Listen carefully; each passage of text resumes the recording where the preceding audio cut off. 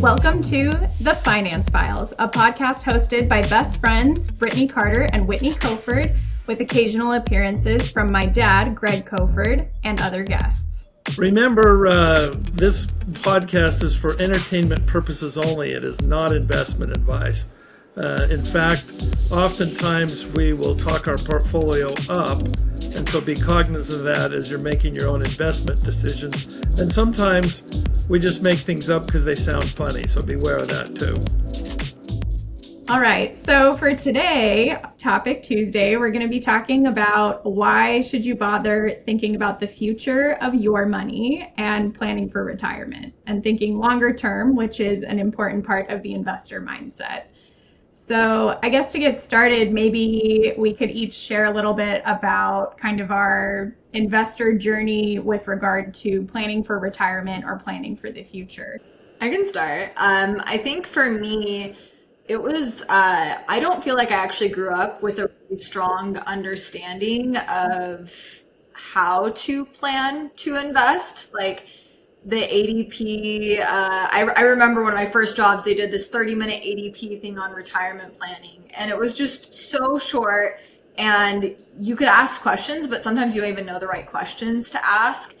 And I think when you start getting into people like, oh, I want to retire early or I want to save the most, you find some of these financial gurus and they're like, eat oatmeal for 20 years and don't own a car. And then in 20 years, you can retire early and continue to eat oatmeal. It didn't make any sense to me. And so I actually really love my favorite financial guru. His name's Ramit Sethi, and he has this entire kind of like framework that I think is really smart, where you can spend money. Like, you don't have to invest everything, but you can very much like run the numbers and figure out, okay, what kind of lifestyle do I want to live when I retire? And how do I work that backwards based on how much I'm earning and how much I'm investing and how much time I have, right? And so I feel like that was really powerful for me, because I was able to then focus on, okay, well, what do I want my retirement to look like? What do I want to invest? And I think this concept of like, you shouldn't always be just investing for when you retire. You should also be investing so you can take a really cool trip in 10 years. And having both short and long-term goals should be part of your investment strategy, not just thinking about the end goal. Yeah, Britt, I completely agree. I think, so I'm a planner, just like I've always been that way. And so like as soon as I got my first job, I was like, Dad, how do I set up my retirement account? What selections should I make? How should I plan? But even having access to someone who's really wise and knows a lot about finance, there's still some things I did that I wish I had done sooner. So I think one of the things I really want to emphasize this week is the importance of planning for your future. And Britt, I like the distinction you made about short-term and long-term goals, because those are really important. And just thinking about what can I do today that's going to set me up for the future. And for me, like a big part of that is, okay, like let's think like, what's the worst case scenario? What's the worst thing that could happen? Let's plan for that, because then we'll be prepared no matter what happens to the economy or what the world throws at us. And so I think, yeah, even if you're not a planner though, it's a worthwhile exercise, because you're basically doing your future self a favor. Dad, what's your take on retirement and planning, since you're at retirement age? Well, having been, in essence, an entrepreneur, having worked for myself for the vast majority of my career, I've not had the luxury of pension plans or defined benefit programs or employer contributions, because I am the employer. So I've had to go at it a little bit differently, and haven't really worried about it too much until hitting about 50, and then it's just, okay, is there enough stuff in play that when I'm ready to step away from the table, am I going to have sufficient funds that I can live a lifestyle to which I aspire? That would stress me out so much, to be like 50 and be like, hey, I got only 10 years to plan for retirement. Well, But here I'm over 60, so obviously that hasn't kicked in yet. Well, so I think too, though, one thing that we'll get a little more into Way Back Wednesday is retirement wasn't really a thing until recently. And I feel like with how far we've come from a like healthcare standpoint, I don't really know if this idea of retiring at 65, I personally don't think I ever want to retire. Like I always want to be advising or doing something. Greg, I kind of get the vibe that that's kind of what you're going to do. Like, I always make the joke when I introduce people, like people are like, oh, so you're gonna take over the business from your dad? And I'm like, well, I mean, I'll take over parts of it, but like he's gonna be 102 and like he's gonna die executing a trade. Like there's no prying him away from, participating in the business. yeah, I think this idea that I do think you should prepare for it, right? Because, unfortunately, like statistically speaking, your health can deteriorate and you want to be in a good spot.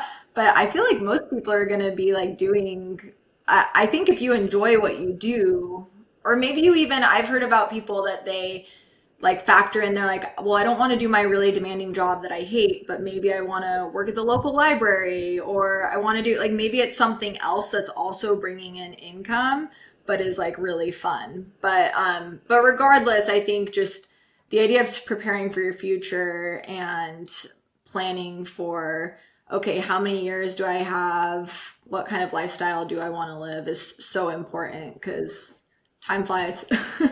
Well, and I mean, if you have kids or, in my case, pets, very important to plan for their future as well, right? So you got to make sure you're taking care of all the different aspects.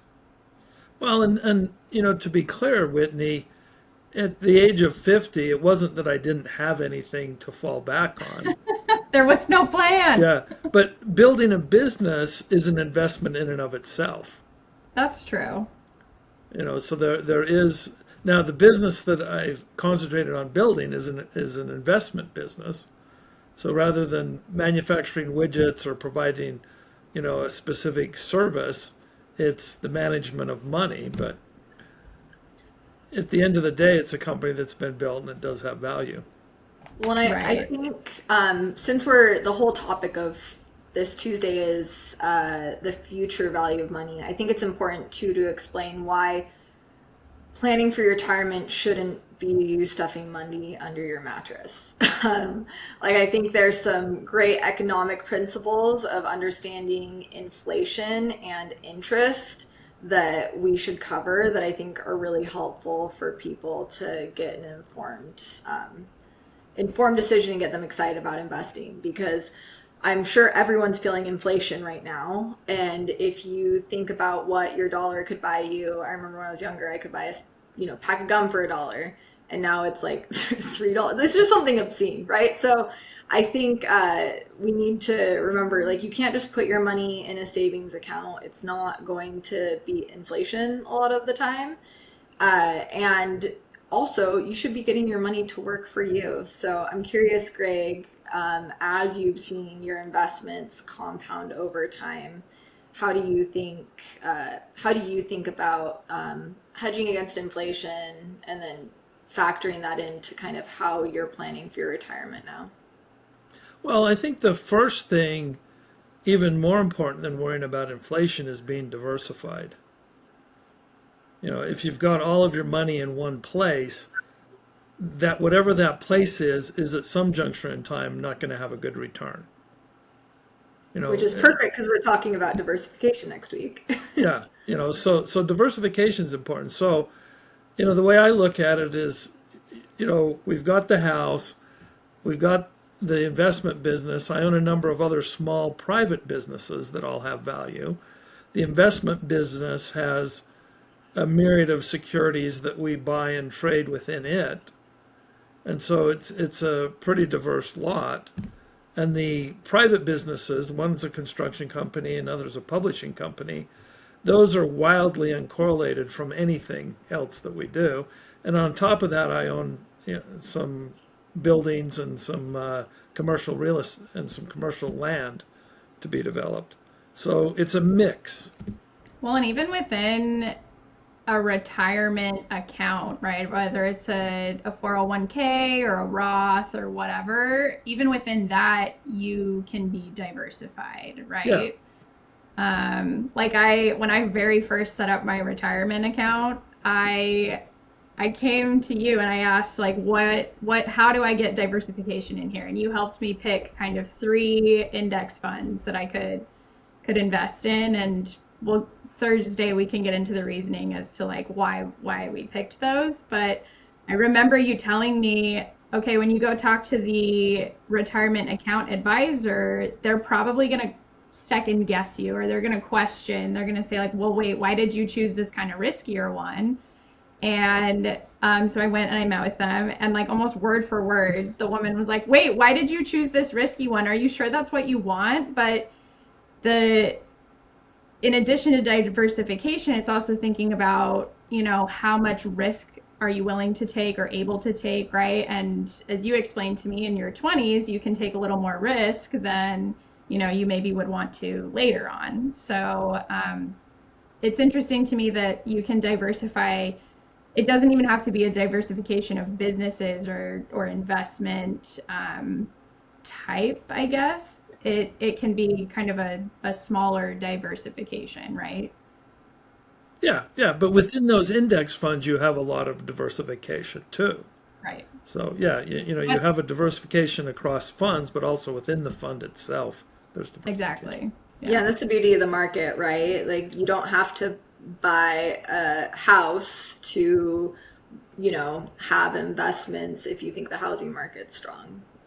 There's plenty of opportunities to invest in the market and be able to. One thing that I'm super interested in is assisted living, for example. And there's a ton of, you can actually even just get like a diversified portfolio within that specific sector, right? So there's so much flexibility with the public markets in terms of what you invest in. Yeah, and the diversification, inflation impacts different things in different ways.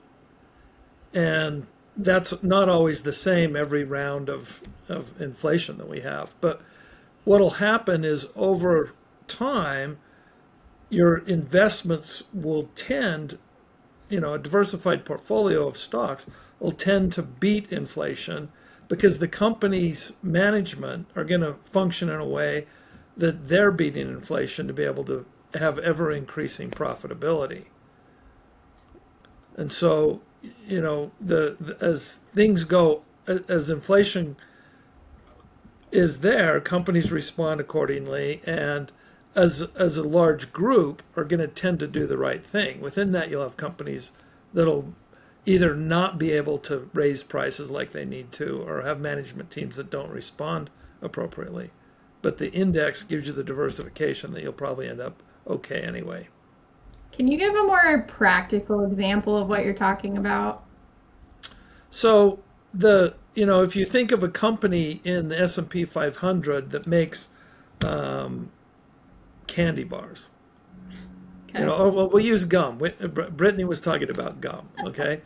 And when I was a kid, we could buy gum for 10 cents a pack. Now, like she was saying, it's $3 a pack. Well, that gum manufacturer, and it probably has some connection to the gum manufacturer that was making it back when I was a kid. But what they've been able to do over time is raise prices to compensate for the increase in wages, for the increase in materials, so that they're profitable today and they're returning enough money that their shareholders are willing to invest in the company and hold stock in the company. And so even though you look at it and you say, well, how did they ever make money selling gum for 10 cents? Well, that was back in the day when gasoline was 25 cents a gallon. So, Right. So it's like expenses were lower, so yeah, they could sell it for less. yeah. Do you think that companies, do they aim, and this is obviously a generalization, it's going to depend on the company, but like in this gum example, would they just aim to have like kind of the same percentage of profit margin rather than focusing on, oh, we used to sell it for 10 cents, now we're selling it for $3? It's okay, well, what percentage of Well, I that is? think I think margins are driven largely by competitive environments. In other words, if they were a monopolist, they'd be Uh-huh. charging $12 a pack of gum, Right. you know, Because they but can. or whatever they could get away with, you know, where there's a diminishing marginal return, Uh-huh. you know, so they're going to charge as much as they can if there's not a lot of competition, and I think Right. that's more a factor on what companies try to do than just saying, oh, we want a 10% margin. We had 10% margin 20 years ago. Okay, so I know I kind of went off the rails there asking, the questions about the gum company, but I think that is the investor mindset of, they're obviously a company making those types of decisions is going to be thinking longer term about, how do we price things? And similarly, as an investor planning for your future, you want to plan for diversification like we've been talking about. You want to take into account the risk profile and what level of risk you're comfortable with, and also kind of what stage of life you're in and what you want your future to look like and how do you plan for that. So we're going to get into more of that as the week goes on, but join us tomorrow for Way Back Wednesday, and Brittany's going to give us a rundown tomorrow of the history of retirement. Thanks for joining us today on the Finance Files.